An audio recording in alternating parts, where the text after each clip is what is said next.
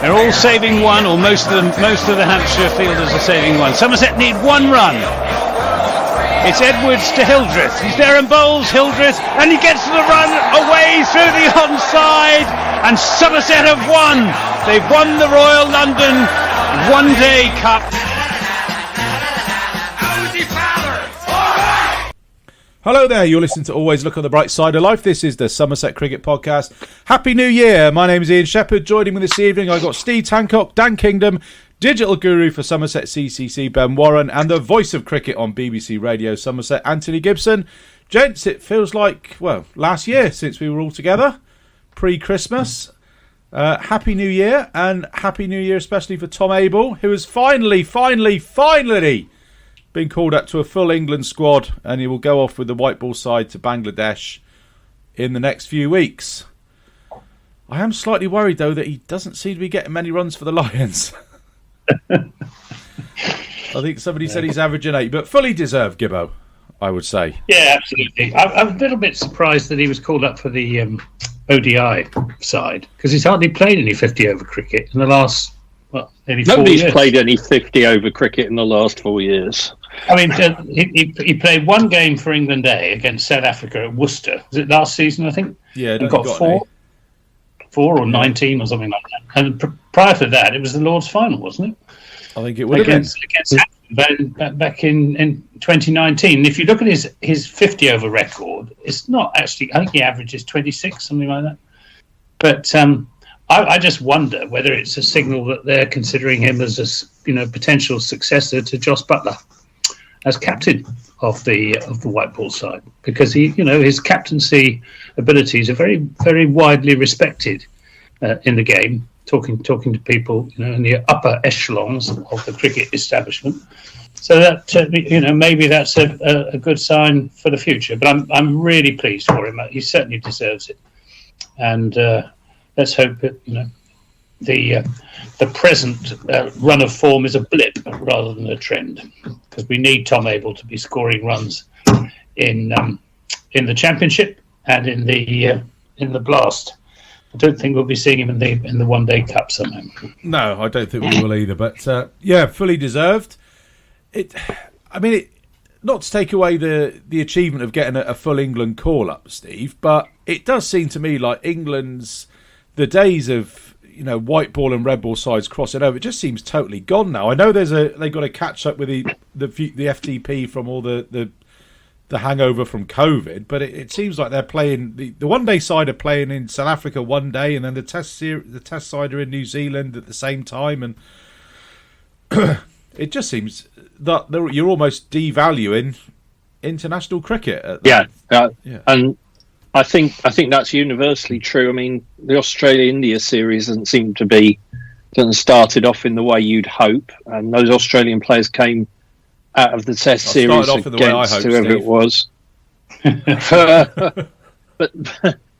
but there was no logic there. I think we would have all been furious if we'd have got to Blast Finals Day and all our players had been taken away on an overseas tour, which is what happened in the Australian T20, the Big Bash final. I think the Tom Abell thing is there anyone who probably better epitomises Bazball in the way his on-field presence than Tom Abell? He's very, very up and at 'em, active, proactive, and I do think you've got a good point that Anthony's point that they are certainly having a look at him as captain. He's captaining down under at the moment for the Lions. Yeah, it'd be great to see him get more runs, but I think that's almost sounds stupid to say he's become a specialist batsman and it's not important he gets runs, but at this stage I don't think that's an issue. My hope will be, and you'll know, this is exactly the same with Craig. When he gets called up, they call him up and he spends 2 or 3 weeks in Bangladesh in the nets and carrying drinks and things. That to me would not be desirable. If he's being picked, he's got to be given a chance. Yeah, absolutely, definitely. And Ben, obviously fully deserved from your perspective as well. Yeah, 100%. I think it was. I've spoken to him a couple of times since the announcement. We did the members forum this afternoon, which he answered questions brilliantly about he sounds like he's in a bit of a whirlwind, bless him. I think he was absolutely inundated with messages, and it clearly meant a huge amount to him when he got the call. So I think it's an ideal tour for him to go on. Really, he's been to Bangladesh before. He played in the beat out there with Lewis Gregory before in the BPL. He's obviously a very good player of spin. So I think in some ways it's a really good tour for him. I think the fact that he hasn't played any 50 over cricket, I don't think counts against him really. I think not many have, and I think that, to be honest, I think the way that England are going, they're pretty much going to play T20 cricket in the 50 over form out there anyway. So really, really delighted. I think everyone around the club was absolutely thrilled when we heard the news, and like Steve said, just hope he gets the gig. Yeah, that's the danger, Dan, that he goes on that tour and doesn't play a game. He has got the small matter of captaining the Lions in Sri Lanka before that tour. Yeah, So he's playing some you kind of assume that ODIs. performances there would obviously influence selection for the Sri Lanka tour, you would hope. Yeah, I think so. I mean, he's got to pick up a bit because he's not scored too much in the Red Bull matches. But yeah, he's got to score a lot of runs if he wants to, stay in and around the setup. As we know, he plays for England. He seems to do well at the moment when he gets a game in an ODI or T20. Obviously, it's a very, very difficult side to break into regularly. Obviously, we know that Tom's on this tour partly only because there's quite a few players unavailable. So he needs to go out there and score a ton of runs and make himself unignorable, I suppose. And who knows? He's done very well for Somerset in the past. Hopefully, he can translate that inventiveness that he's shown into international cricket. I think he should really on paper suit ODIs, as well as T20Is. In either world, it should be his format. But if I recall correctly, he didn't score too many runs for us in the Royal London Cup back in 2019, but that was a long time ago. And who knows how good he would be at 50 over cricket now? Because unfortunately, we don't get to find out anymore because of the way the season is. Well, there's a reason why we don't. I can't remember. It's on the tip of my tongue. I can't remember what it is. Also on that Lions tour, we've got Will Smead, Tom Lammonby, and Tom Banton for the white ball. It's Rue, isn't it? Is Rue there? No, I think it's Rue instead of Banton. Oh, No, Yeah, Banton's Banton's broken a finger. oh no! Where was he? Oh, how did he manage that? Not playing in the ILT20 or whatever it's called. I think we'll get on to not being able to remember what T20 league is which in a minute because I've got that on the agenda. But all right, okay, so yes, you're right. Rue is selected. I thought Banton was on there as well. You're right. Banton was selected. It's not Craig in the ODI squad. There's no Craig. I didn't say Craig, did I? You said Craig, I think. Yeah. No, he didn't. No, I said yeah. in the Lions. We got the Lions. Yeah. Smead, Lammonby. I think James Rue is in the under-19s, isn't he? Rue's in the ODIs as well. He's So playing in the Drew Lions is definitely playing in the under-19 tests in Australia at the moment. yeah, and then the Lions ODI squad. I've got it in front of me. Somerset players in that are Abel, Banton, Lammonby, and Rue. Abel Banton. That's what I said, wasn't it? I thought you said Craig, but I may have misheard you. Yeah. No, he didn't. No. Well, this goes just on the preamble, Ben. You said there are 6 of the squad at home at the minute. Oh yeah, it's ridiculous. It's mad and great at the same time. I was trying to think about where everybody is at the moment. Obviously, the greatest player in the world has been lighting up the SA20. He has. Roelof van der Merwe, the star player, in between Mark Nicholas butchering the various names of what does he call him? Tom Abell. And, Tom Abell. Oh, ridiculous. You obviously never heard of him. Oh well, another reason to have a dislike for Hampshire there, I suppose. But there's so many of these leagues going on at the moment. It's so difficult to keep track. And what winds me up about it is you've got the South African League, and they're all the IPL franchises have got teams, and then you've got another tournament going on where they're all IPL franchises. You've got the what is it? The Joburg Super Kings, and then you've got we got Mumbai Indians Cape Town, and then you got Mumbai Indians Emirates. It's I know we bang this. But the other thing, Shep, was that you got halfway through the Big Bash, and the Big a Bash lot of the overseas players in the Big Bash. I mean, Rashid Khan, for example, who was the poster boy when the competition started, then left to play in the South African competition. And, to me, that really devalued it when you had a number of players who were parachuted in for 3 or 4 games and then somebody else came in as well. And who remembers? I mean, do you actually remember? Dan probably does, but I certainly don't. What happened last Monday in a given franchise competition. I don't think you do. And it's really, It's just so sad. It is sad. No, I think you just disengage from it almost. It's just, you look at what games are on this week or whatever and go, oh, maybe I'll keep an eye on the Lions because of our boys playing and the Australia-India Test Series. And that's about it. Because you can't function. It really felt to me like this January felt like a tipping point. It felt like it went into overkill and saturation big time. Because you had the 3 competitions going on at once, especially the one in the Emirates. It's just cricket for money's sake, and they were playing these half-empty stadiums. Well, not even half-empty. They're probably about 15-20% full. They were playing their the old COVID crowd noise over in the background to make it seem like there were more people there, sweetening the audio. It's not the Abu Dhabi Cricket Club that have been founded for 50, 100 years, whatever, and they're now playing in it. It's just money coming from the IPL. It's just this. I've got no problem with the players going abroad and earning a crust. You've got a short career, fair play to them, but. Just from my perspective as a cricket fan, it was just overkill. I just lost total interest because I physically couldn't keep up with all that was going on.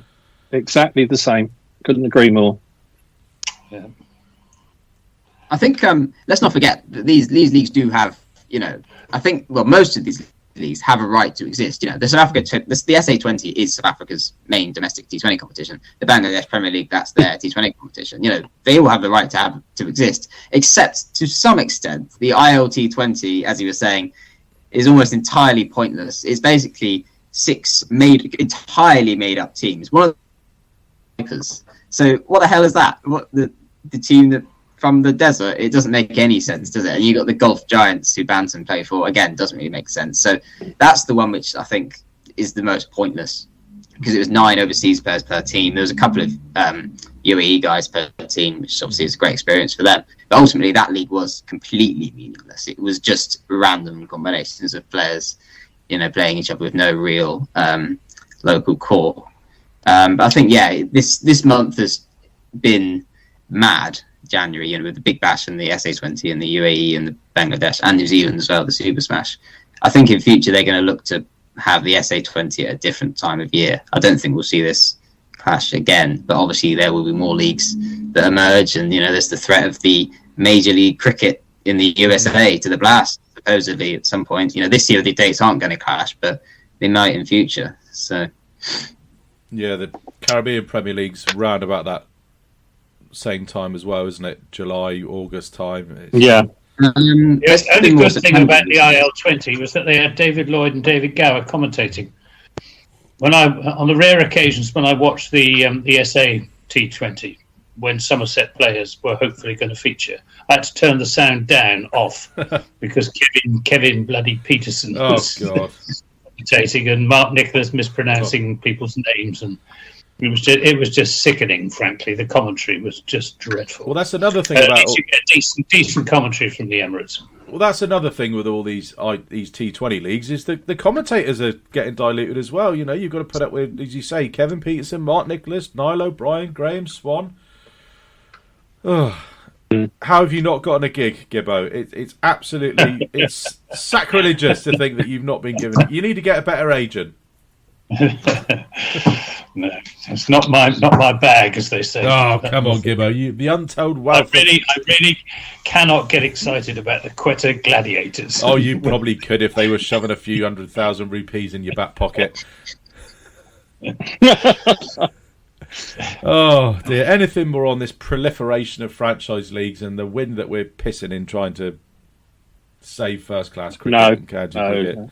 Let's glad we're counting down to proper cricket. Yeah, next month. Cricket back at Taunton next month. 22nd of March we're playing Cardiff. Are you there, Ben? 22nd, yeah. Oh, yeah, you've dropped off. Yes, I am. I'm back in the game. All right, your picture's dropped off, but we can still hear you. That's good. Yeah, next month is good. Where, as we found out last month, Mr. Peter Siddle will be making a return to Somerset colours just for the blast and the first half of Championship cricket up until the Royal London, I understand it. And I think he's probably very wisely swerving the Royal London after last year. He seemed to be a very much walking wounded figure during that competition. But I don't think I've had heard a negative comment on social media or anything about Peter Siddle's return. Do we have any? It is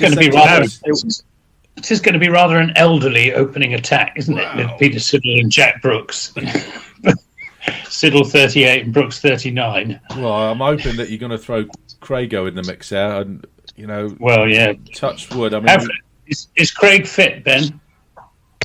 Yeah, he's back in Taunton and getting sorted with a few he's getting trained in that. So yeah, as far as I'm aware, he's fit and raring to go. Good. Yeah, because that will be the major thing. With the best will in the world, I think he's slipped a little bit too far down the pecking order to be missing for too many international games. Sorry to say that, Steve, but I know you're.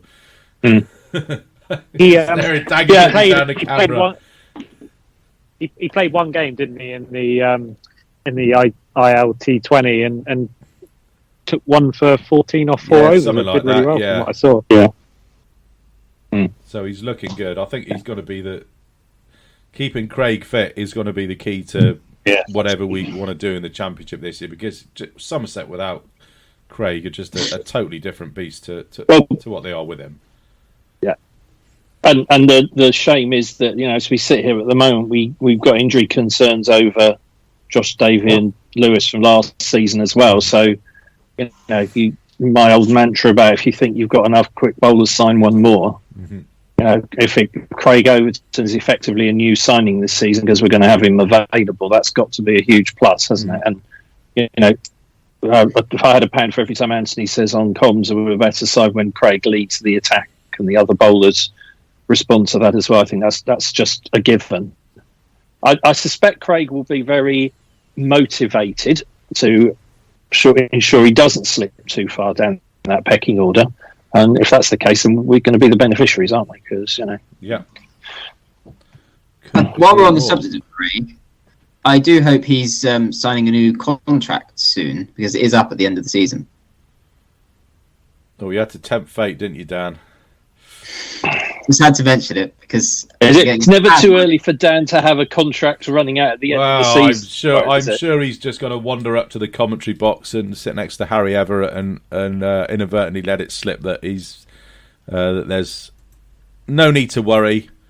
And that he's I hope he wanders to the cabin and inadvertently lets it slip to give out. That'd be even better. That should all be spread around, really, Mr. Shepherd, rather than it all being done on the live stream, Yeah, that's true. So who else is out of contract then?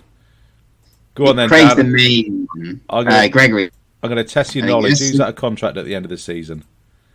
Yeah, Gregory's out, which is an interesting one because I think we should keep him, obviously, but he's not as valuable as he once was to us. I hate to say, both with the bat in T20 cricket and with the ball in Red Bull cricket.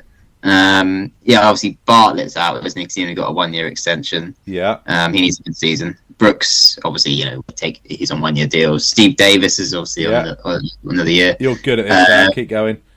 Van der Merwe. Yeah. Shoaib Bashir, only signed a 1-year contract. Yeah. Aldridge. Yeah, Aldridge. Yeah, Leonard. Yeah, Ned Leonard. Yeah. How many are left? Oh, you got 2 more. Oh, right. No, I think you'll have to This give is them. quality. Well, one is Peter Sidhu, who's obviously only on a one-year deal, but the other one. Oh, that's a bit sneaky. The other one is a local player. So who's that then? Ooh. James Root. No. No, he signed an extension, didn't he? It's not a long one, yeah. Sonny Baker. Shall I put you out your misery, Dan? Yeah, he better. Andy Umeed. Oh, of course. Yeah. Oh, of course it was. Yeah. So those are the Somerset players that are out of contract at the end of the year. I expect all that'll be sorted, but I do agree about Gregory. I think he's a difficult one because if he's not the bowler he is, his body isn't what it is from a few years ago, and you know you've got to take that into consideration. I mean, I think we probably. Well, I asked Jack. I saw Jack Brooks. He spoke at the West of England Cricket Society last month. Very well. He was brilliant. And afterwards, I asked him about Lewis Gregory and how fit he was. And Jack insists that he's okay and he will be fit to bowl. So let's hope that's right, because we really missed him last season. When he was fit to bowl, he wasn't the old Lewis Gregory who took all those wickets back in 2019 and previously. And we do, it's going to be tough finding batting places, getting a place as a batsman in that Somerset side in the Championship coming up with Cola Cadmore and Sean Dixon coming in. We don't know who the overseas is going to be. And it's quite hard to see how Lewis Gregory merits a place just as a batsman. His real value to Somerset over the years has been as a bowling all-rounder. If he can't bowl, or if his bowling is inhibited by his back troubles, then might be that this is his last season with Somerset. Well, I suppose you could. I mean, we've talked about this at length before, but you could potentially Rue at 6, Gregory at 7, a spinner, 3 seamers, and then you could use Gregory in along with Abel and Lammonby as a sort of a multi-man fourth seam option, if you like. But like I say, we said it about Craig about 5 minutes ago.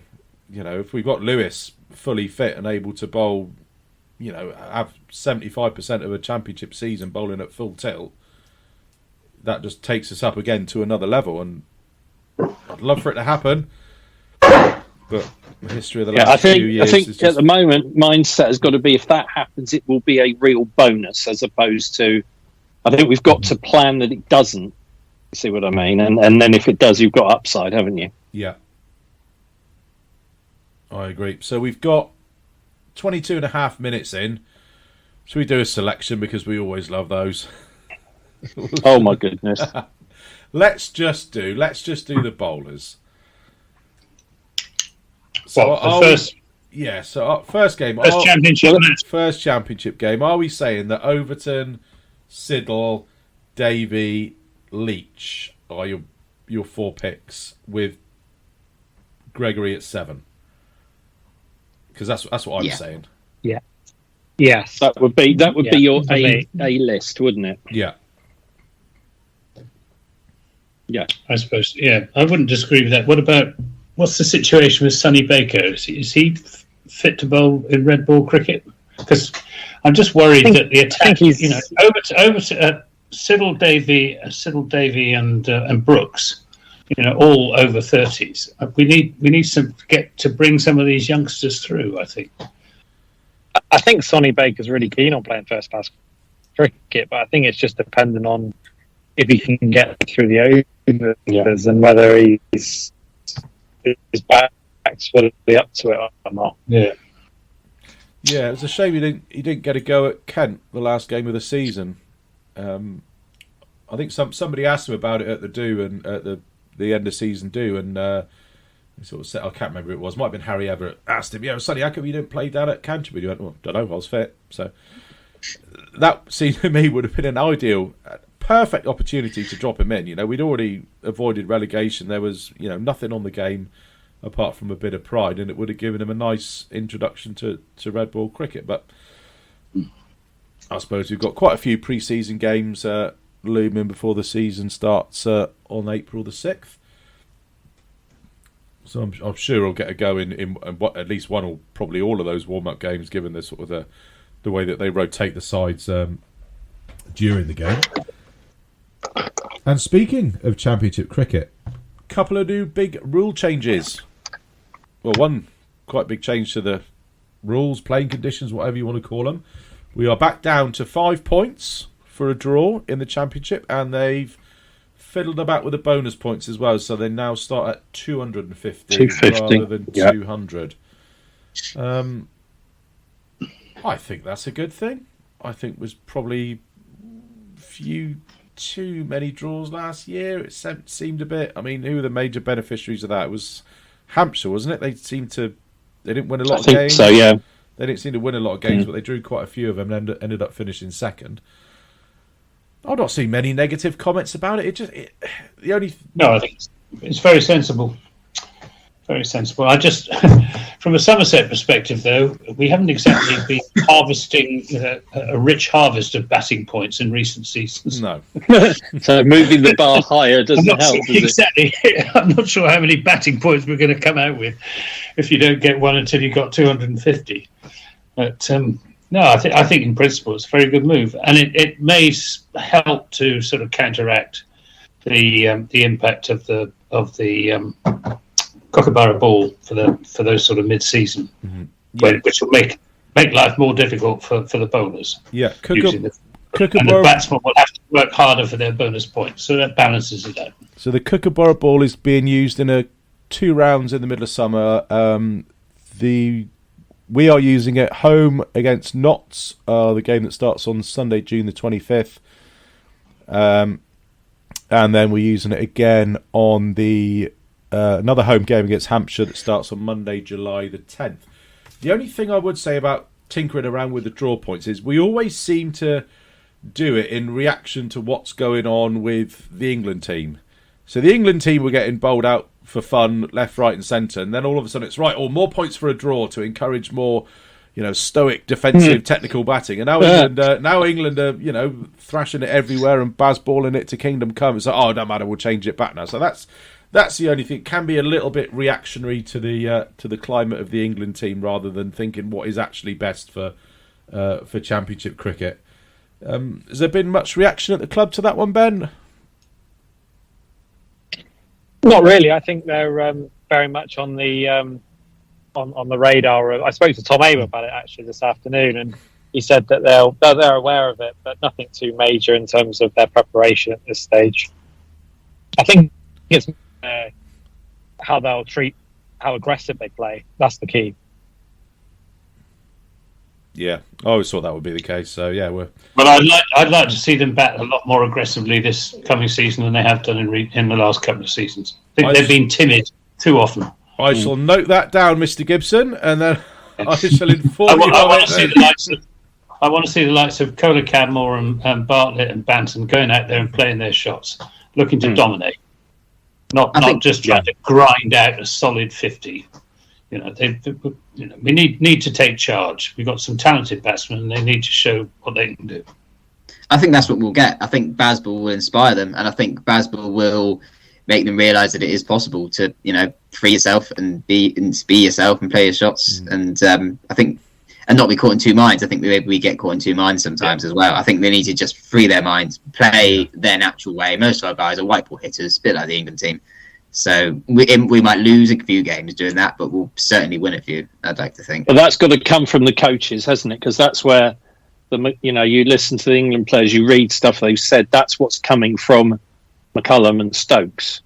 Yeah. And, again, without wanting to put a knock on the coaches, we need to see evidence that is being supported. So, for example, if Banton does bat 4 or 5 and he goes 3, 7, 38-2 and he's caught a deep square leg or third man or something 3 of those 4 innings, I don't then want to see somebody else brought in if that's what he's been told to do at the start of the season. And it could be any player and it could be any circumstance, but that's got to be the mindset, because if it isn't, all the words, all the things we want to see, a player is not going to respond positively to that if they think their place is under threat by not getting runs in the book. Yeah. I mean, we've had nearly Bazball's coming up to sort of being nearly a year old now. From what I've sort of heard players talking and seen, it's not about going out there and trying to score at 8 and over. It's about giving players confidence, removing that fear of failure, and when you're out there in the middle, having absolute clarity of thought about what it is you're looking to do when you're out there. So, it's basically the old mantra: see ball, hit ball. Don't worry about the game situation. No fear. If you think you no can fear of failure, go out and do it. And win or lose, cricket is an entertainment at the end of the day. And I think a lot of spectators have been shortchanged with some of the red ball cricket we've watched on that game up at Southport. It was even worse was the one at Chelmsford on an absolutely dead pitch, watching Nick Brown grind out 200. That's not what it should be about. But that was the mantra that was coming from England prior to Brendan McCullum and Ben Stokes taking over. And I just hope that that whole Bazball, which I don't much like, but that ethic of attacking cricket, enjoyable cricket, playing your natural game, entertaining the spectators, trying to dominate the bowlers. I hope that really comes down through county cricket, and that we have a really exciting season of county cricket to come. Okay. And we all those of us who are lucky enough to either write or talk about Somerset cricket, we've got a bit of a responsibility as well. I'm making a mental note that the podcast at the end of April, if I go, what on earth was Lammonby be doing there or whatever, you've got to go, no, don't say it, because you have to... I was just going to say, what are we going to be sat here on, Thursday, 6th, 7th, Thursday the 10th, Monday the 10th of April. Thursday the 7th, 10th of... I'll start again. Monday the 10th of April, which is probably when we're going to have a chat about Somerset versus Warwickshire, the first round of Championship cricket. Yeah, we could quite... It's going to, as you say, Steve, it's going to be very difficult to sit here and not go, well, we're going to be talking about a Somerset win anyway, so let's not even broach the subject of what we may be having to talk about a Somerset batting collapse. But I do take the point. If you're saying that we have to give the guys not necessarily the benefit of the doubt, but accept that it will occasionally fail, but long term you should see the results. But it is going to be difficult if you get bowled out in a session like we did against Hampshire last year, which is one of the bonuses of the Kookaburra ball change. We're going to avoid facing Abbott and Abbas and Barker and that lot with the Duke's ball. It's going to be on what's hopefully a nice, friendly pitch at Taunton, where we're going to rack up 700, score ball pressure, bowl them out for 50 and 120 and beat them by an innings. Ben, what's the word on the sort of pitches we're going to see at Taunton this season?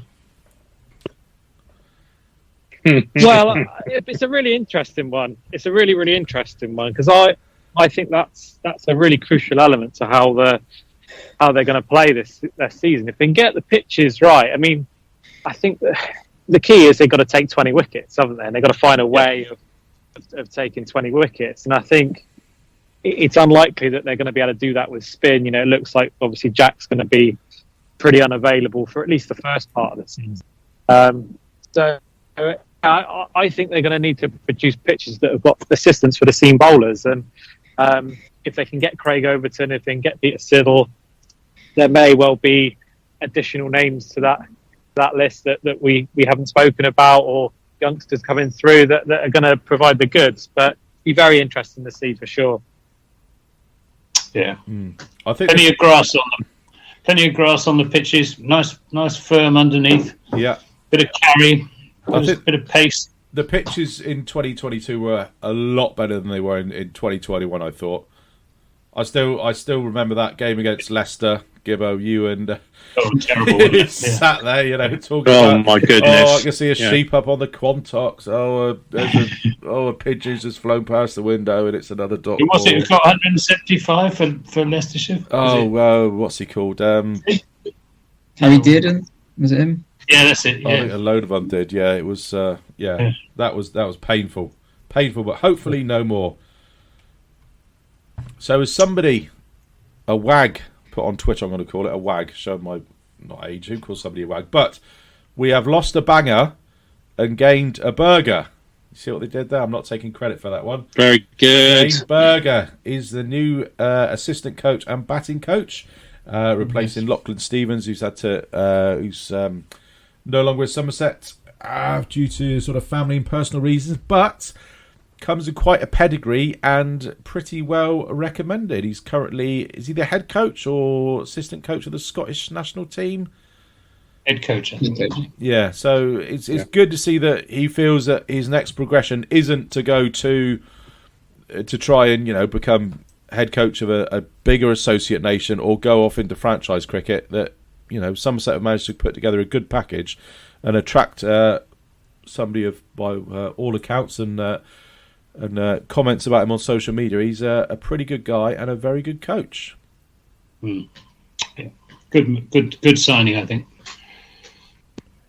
Well, Scotland have certainly probably punched above their weight in international cricket in the last few years, so you've got to assume he gets a fair deal of credit for that. I think the key for me is it's all very well being assistant coach, but how much headroom, latitude, freedom is he going to get within that coaching structure? The batting, we've said for ages, what's the batting coach doing here? That's been a common thread of our discussions. So if he is going to have that responsibility, he's going to be judged by, to use your recent example, us getting 700 against Hampshire. And, that's the sort of thing that you want to judge by. So I'm sure these conversations take place. You don't just rock up and say, I'm assistant coach. And then on day one say, right, what do you want me to do? Do I just put the cones out or whatever? But I'd love to be, a fly on the wall to that conversation and hear what was said between the head coach and him before he came on board. That to me is key. Yeah, and just go back to what I sort of relates to what I said before about him coming from, being a head coach of an associate nation. He's not going to be the T-boy. He's going to have clear plans for what he wants to achieve, and that I would imagine that would have been a prerequisite of him taking the job. Not just to load kit bags around, put the cones out, make the tea. With YouTube and player analysis being what it is these days, you would think if he's any sort of coach worth his salt would have been looking at our guys and thinking, I think this guy can improve here, that guy can improve there, that guy can improve there, and he should be ready to hit the ground running. Ben, he's still with Scotland, isn't he? When's his contract sort of start officially? Yeah, it's a really good question. I'm not entirely too sure when he's meant to be. I think hopefully Abu Dhabi would be a good time for him to start, but I'm not 100% sure when his start date is. Okay. That was something I was a bit later on my agenda. Have we got the pre-season to the Emirates confirmed then? Is that going ahead again this year? It is, yeah. It's not been officially sort of... they're just waiting on a few bits and pieces to sort of formally announce it. But yeah, that is definitely the plan, to head out to Abu Dhabi for, I think it's until it's sort of the early March until the 19th of March. Oh, okay. And... do you get to go this year, having missed out on the last few, or are you still not allowed? I'm not actually going, but we are sending the camera with the players. So, they should hopefully get some interesting stuff. Can you not just say that it's my best camera, Gordon? It's my best camera. I've got to go. I need to take Todd with me in case I'm ill. I think it's too big a risk, to be honest, for you not to go. Just trying to save club funds, you know me, Shep. I wouldn't mind putting an extra. I'm sure all the membership wouldn't be too unhappy putting an extra couple of quid on their sub, so you could have a nice holiday in Abu Dhabi. Ben, you do all work very hard, all you tech guys, and of course you would need a proper commentator as well. So I'm sure Gibbo would need to go along. I suppose. Well, BBC Radio Somerset would be between you and Charlie who would cover that tour, I guess, wouldn't it? Well, I think Anthony should get it because Abu Dhabi is, of course, the home of T10. Exactly. Competition. Absolutely. Just think of the networking you could do out there, Gibbo. Well, my brother Adam is headmaster of a school in Abu Dhabi, so I've got family connections. You my wife could save the club money as well. Yeah. You got room and board no out there for a week. costs. You could do networking. No, you could do Graham Swan out of a job. Do Niall O'Brien out of a job. This is a win-win, Gibbo. Yeah. In my dreams. I think we need to call this Anthony Gibson's CV, this episode of the podcast. Oh, no, not this one, but we will get together and do one. Probably not. Had a very enjoyable... Oh, let's get back to the Somerset team for the. You got as far as the bowlers for the I was first only game. got to of the do the season. bowlers because if we do the batters, we'll be here till bloody midnight. What I want to know from Ben is who is going to be our second overseas red ball signing. I think it's a bowler.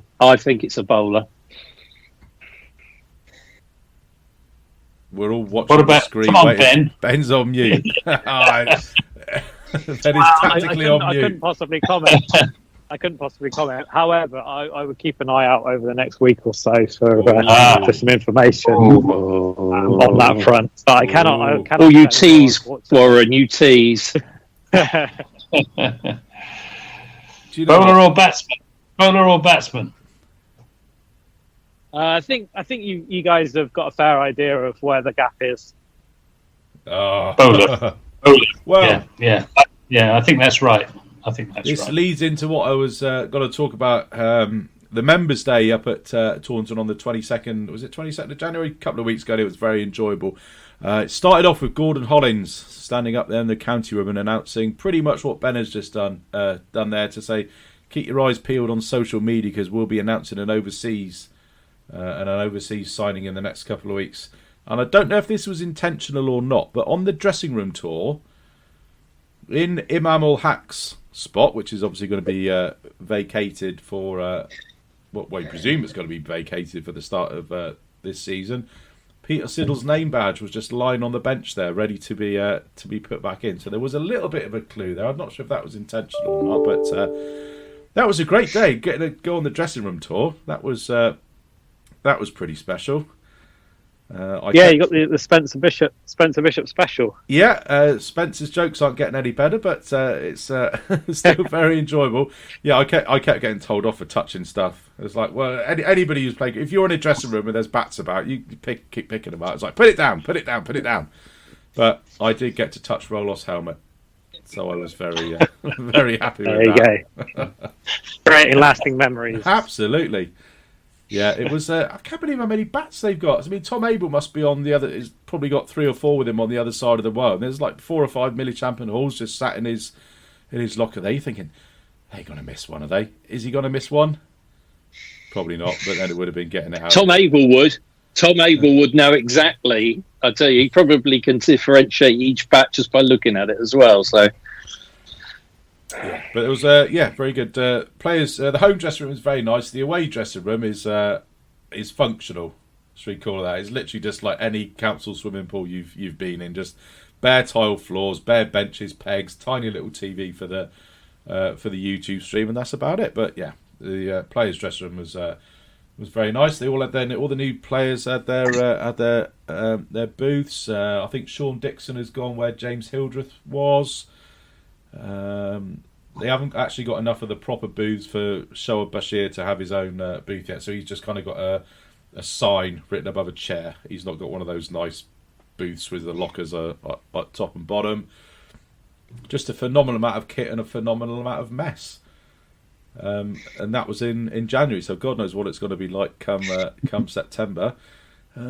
What else was in the dressing room that I need to talk about? Nothing too much, really. It was just nice being around there. It's a bit like, go around a museum, sort of having a look at everything. Look, there's George Bartlett's pads. There's Tom Lammonby's shirt. There's his spikes. And that was good. So if you can get down, Steve, for the next one, I'm sure you'll enjoy it. Same for you, Dan. But Spencer did call it... he did talk about wearing the wyvern instead of donning the dragon. Which leads me on to a tease. A tease in the organisational email for this very meeting, Gibbo. Well, you recall that a very smart dragon has been unveiled in the high street in Taunton, and I tweeted that the wyvern should be running for cover because this was another demonstration that the symbol of Somerset is a dragon, and Stumpy the Dragon, our club mascot, was going to be there, and all the rest of it. And I got likes and retweets from the Somerset Chief Executive, Gordon Hollins, the Somerset President, Sir Peter Wanless, and the Somerset chairman, Sir Michael Barber. Ah. So I think that just about settles it. That the the hierarchy of Somerset County Cricket Club have accepted that the symbol of Somerset and of Somerset County Cricket Club is a dragon, and is not the wretched wyvern. Correct. So I'm hoping that we've heard the last of the wyvern in the Somerset County Cricket Club context, unless of course they want to rename the supporters club the wyvern, which is what it always was, which is where it came from originally. Yep. Exactly. Are you saying that that Gordon Hollins, Peter Wanless, and Michael Barber have had some learnings about the Matagibbo? Although I was immensely encouraged to see, particularly Gordon Hollins, who is, after all, he's the big boss, and if he accepts it's a dragon, then I'm afraid the wyvern's days are seriously numbered. Although I do have to say that Stumpy didn't actually make the unveiling of the thing because he was ill. So I'm just going to throw that out there, that Stumpy didn't actually officially meet the dragon. Oh no, that's a shame. Can be arranged, surely. It's not beyond the. I think Stumpy's got a bit of an issue because he organised that. Stumpy's got a bit of an issue because he missed the quarter-final against Derbyshire last year. He was ill that day. He was ill today. Is Stumpy in danger of losing his job? There's been a pandemic. Even too many sick days. Even days? dragons suffer from the effects of the pandemic. Be fair on him, Well, I thought we were out of that now. Well, Stumpy, I have to sort of drop always look on the bright side of life. Spoiler alert here, that you may well be looking at a new Stumpy costume for the 2022 season. What? But again, I cannot. I'm sworn to secrecy on Sorry, any detail. Ben, you said Stumpy costume, so there's going to be someone going around dressed up as the real Stumpy. Goodness. Oh, of course, yes. Oh. Of course, yes. So now we know that Mr. Gibson will be examining the new costume for heraldic inaptitude very closely. Just as long as it's got 4 legs. That's all it matters. 4 legs, 2 front legs, 2 back legs. I can confirm that it will have 4 legs. Hey. What's happening with the old one then, Ben? The costume Well, of it's a good question. It's a good question. eBay? It might be on eBay. It might be donated. Yeah, stick it on eBay and somebody bid 60,000 quid for it, like Mr. Blobby. Do you know that a good I can think of a studio that's hosted this podcast. It looked very good, and I'm sure there's a room tucked away in the corner there.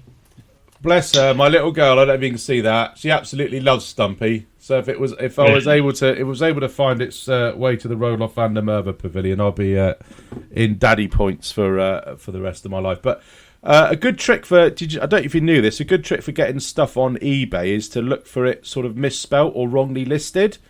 So Ben, if you could list the Stumpy costume as a wyvern costume, then we'd be able to get it a bit cheaper. Oh my nobody would be goodness. looking for it. I bet the value will alter significantly based on that. But no, look out for it. Will be with us for the first T20 and new Stumpy. We're aiming to arrest a series of declining results in the mascot race. Oh. I see. So is it literally Stumpy? Is this Stumpy going to be wearing sort of running spikes and a lycra bodysuit? And they've had Stumpy in the wind tunnel all over the winter to try and get the aerodynamics right. I think it's just fair to say we're disappointed with some of the rule changes at ECB on what is viable and what is permitted in the race. So yeah, things had to change, unfortunately. So we've been hard at work. Who was the one? Who was literally just 1 year in, just like I said, like spikes and shorts in the mascot race? Who was that? There was the Kent Spitfire once. That was a very slim outfit.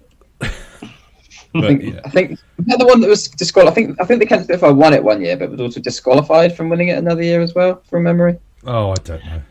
Something to do with footwear. I think it was that one. There was definitely disqualification because of footwear 1 year. Like they crossed the line, they thought they won, but then they were immediately disqualified because they realised the footwear was unsuitable. It's about 2007 or so, I think. I have to take your word for that now. I can't honestly remember. Oh, Christ! Right, last thing which kind of blew up on Twitter a couple of days ago, something to do with NFTs. Does anybody know what an NFT is? It's non-fungible token. Oh, I was going to say it's nothing to do with National Farmers anything, Gibbo. you get your NFT and it goes on the blockchain. Steve will know all about NFTs.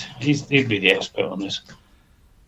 Oh no, that's not something I deal with.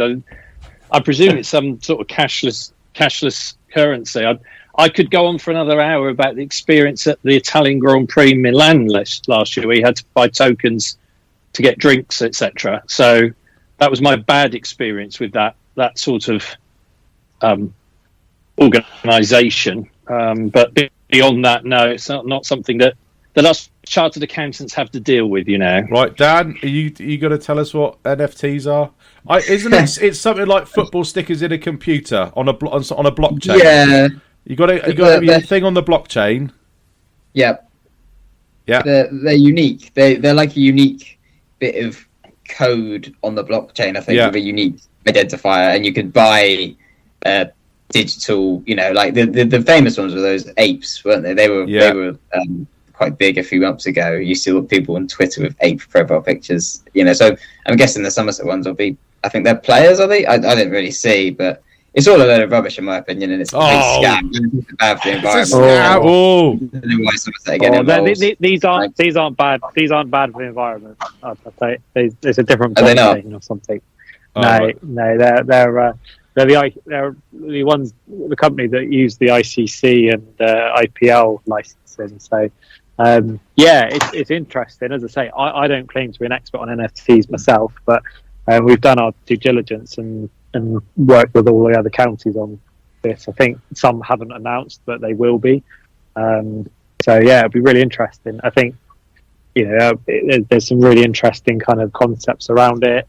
We're still very much in early phases of it, but whilst I can't detail all the absolute ins and outs of it, financially it is a very lucrative opportunity for us. See, I've heard that Tractor was the driving force behind all this. Is that right? I just heard that Tractor's into his NFTs, and he was like ringing up and saying, can we get on this? Get on the fan craze. It's all about that. Yeah. I mean, I don't know whether that rumour's particularly true or not, but I can't. I'm seeing him tomorrow, so I'll ask him. I'll tell you what. Just make sure there's an NFT of Tractor. That's all we're asking for. I'll ask him tomorrow. The only thing I would say is that I guess from the announcement, a lot of people were sort of claiming that it was us trying to get Somerset fans to buy the NFTs in order for us to make any money, but it's not quite the case, in that a lot of it is through different markets and overseas players and overseas markets. So it's not about us trying to con Somerset fans into buying a James Rue NFT necessarily. It's all about the kind of long-term globalization of cricket, really, which is what we're taking quite a lot of a look at in terms of how that fee structured. But essentially it's pretty much cash up front for and it's very lucrative. But what are they? Can somebody explain how it's going to work? How are you going to make all this money? Isn't it like it's like football stickers, isn't it?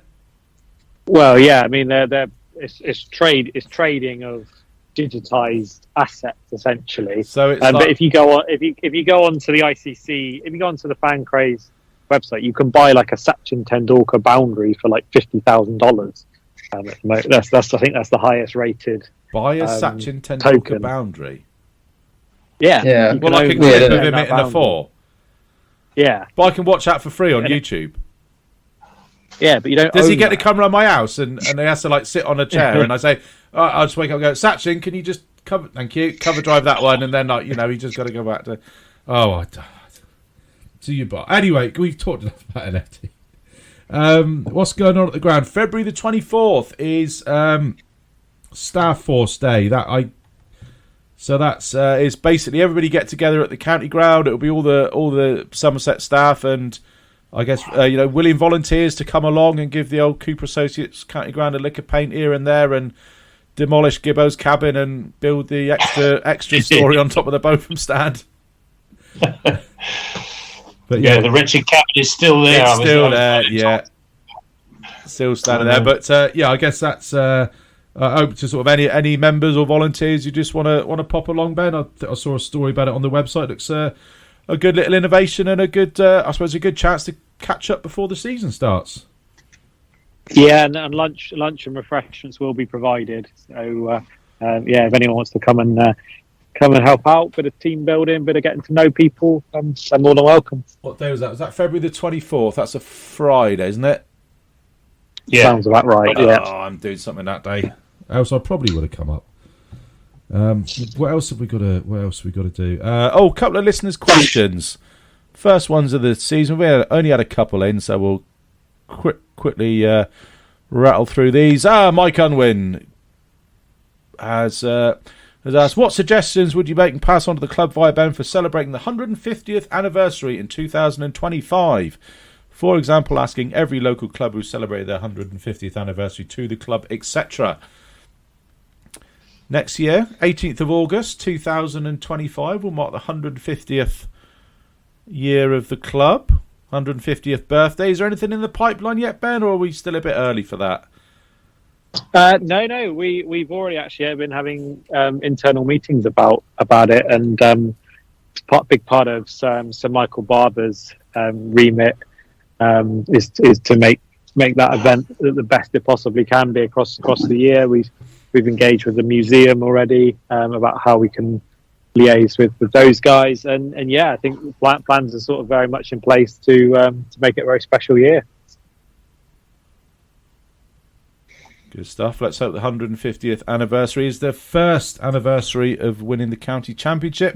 Lloyd White has asked, any news on an overseas signing? If not, who should we be targeting if Riley Rousseau does not return? Well, Riley Rousseau is definitely returning. He'd like to tweet in August last year from myself indicating that. So I don't know. Are we any? I know you said about the championship signing, Ben. Are we looking for any blast announcements in the next few days, few weeks?